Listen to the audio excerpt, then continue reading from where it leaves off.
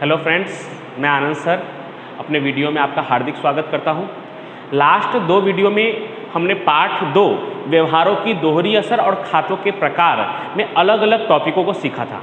अगर मैं आपको याद करवाऊं तो पहले वीडियो में हमने धनधाकीय व्यवहार का अर्थ और धनधाकीय व्यवहार का वर्गीकरण, रोकड़ व्यवहार का अर्थ और रोकड़ व्यवहार के कुछ उदाहरणों को सीखा था।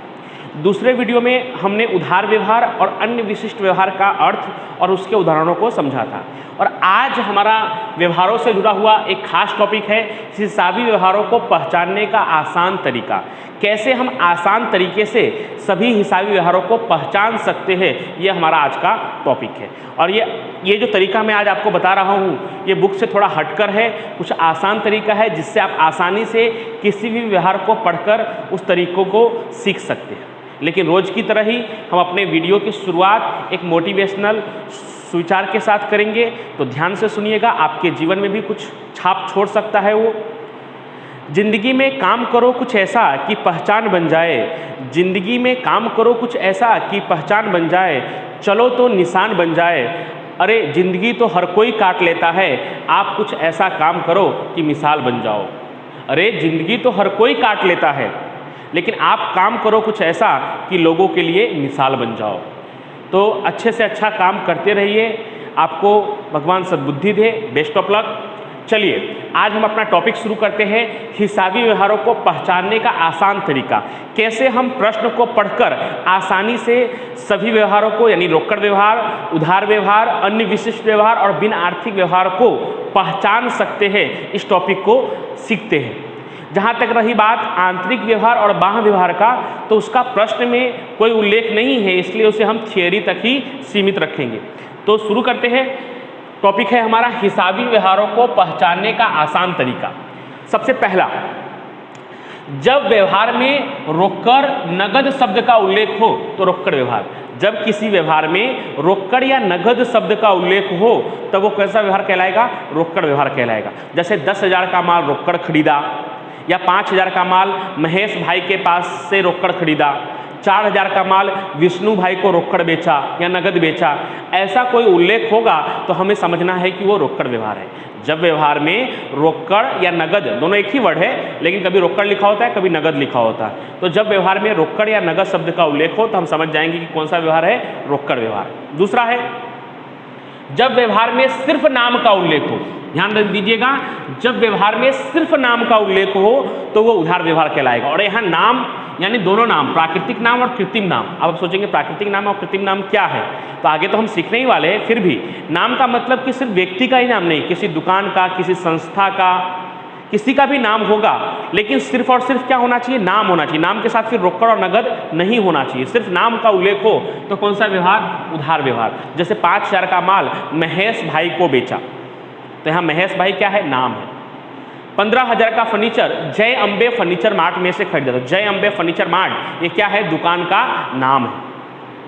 लेकिन अगर ऐसा लिखा होगा कि 10,000 का माल राकेश भाई को रोकड़ बेचा, तो नाम तो है राकेश भाई, लेकिन यहाँ पे रोकड़ का भी उल्लेख हो गया है, तब ये उधार व्यवहार नहीं कहलाएगा, तब ये रोकड़ व्यवहार कहलाएगा। इसलिए मैंने आपको स्पष्ट किया है कि सिर्फ नाम का उल्लेख होना चाहिए, नाम के साथ रोकड़, चुकाया, मिला, इन सब शब्दों का उल्लेख नहीं होना चाहिए। हाँ, साख पर बेचा ऐसा लिखा हो सकता है, साख मतलब होता है उधार, उधार बेचा या साख पर बेचा, इन सब शब्दों का उपयोग हो सकता है, वो कोई डाउट नहीं।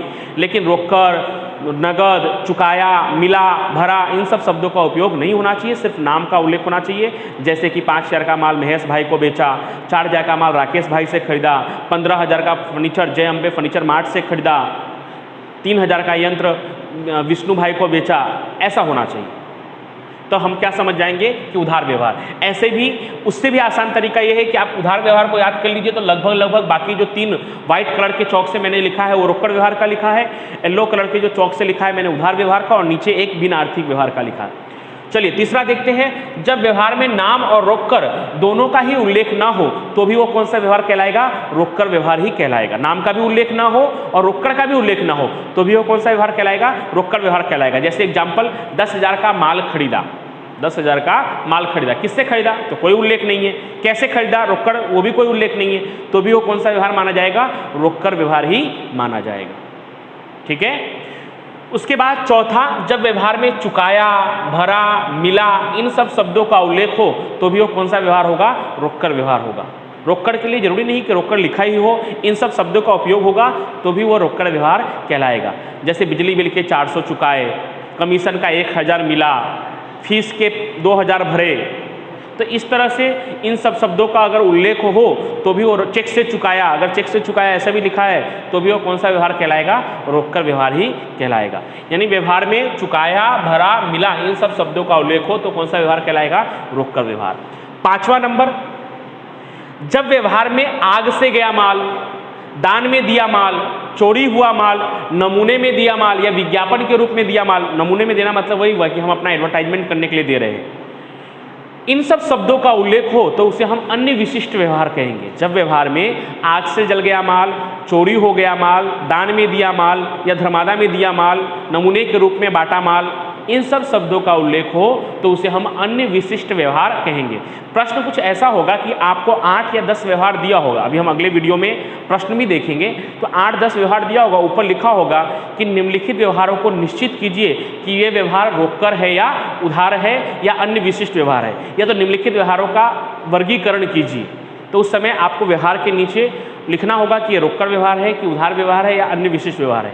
तो उस समय ये नियम बहुत आपको काम आने वाले हैं।